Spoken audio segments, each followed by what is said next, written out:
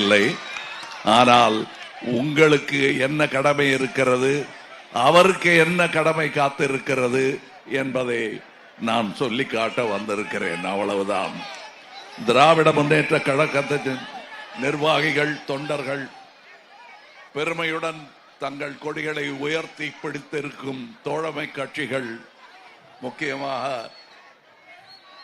மக்கள் நீதி மையத்தின் தொண்டர்கள், நிர்வாகிகள் எந்த எதிர்பார்ப்பும் இல்லாமல் இந்த தேர்தலில் தமிழ்நாடு வெல்ல வேண்டும் என்பதற்காக வந்திருக்கும் மக்கள் நீதி மையத்தாருக்கும் என் வணக்கங்கள். எனக்கும் திருச்சிக்கும் நிறைய தொடர்புகள் உண்டு. முக்கியமாக என்னுடைய சகோதரர் திரு சந்திரஹாசன் அவர்கள் இதை தன் ஊராகவே ஏற்றுக்கொண்டு விட்டார். அவர் ராமநாதபுரத்துக்கும் போல, பரமக்குடிக்கும் போல, சென்னைக்கும் வரல. இதுதான் என் ஊர், இங்கதான் இருப்பேன் என்று கிட்டத்தட்ட 40 வருடங்களாக இங்கே இருந்தார்.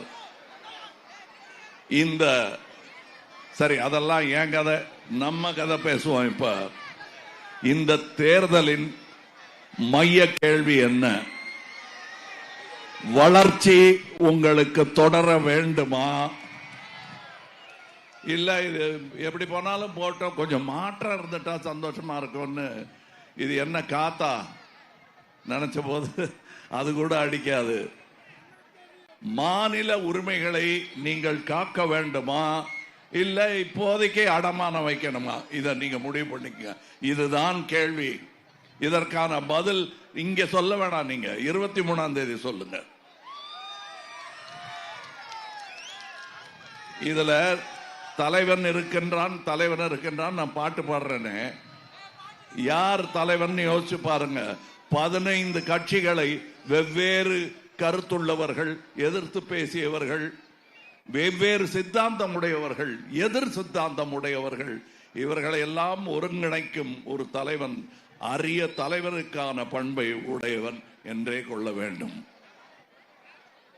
அது இப்பொழுது நம் முதல்வராக இருக்கும் மு.க. ஸ்டாலின் அவர்கள்தான்.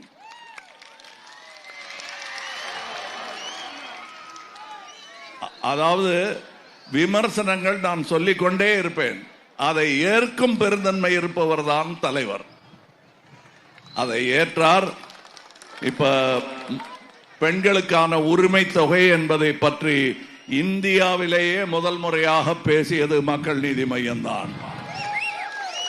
ஏதோ அனுபவம் இல்லாத சின்ன கட்சி பேசுது அப்படின்னு அதை ஒதுக்கி தள்ளாம மொத்தமா அதில் இருக்கும் நல்ல விஷயம் எதுவாக இருந்தாலும் அதை செயல்படுத்துவோம் என்று செயல்படுத்தி காட்டினாரே, அது ஒரு காரணம் போதும் நான் இங்கே இவருடன் நிற்பதற்கு. ஒரு தலைவரின் அடையாளம் என்ன?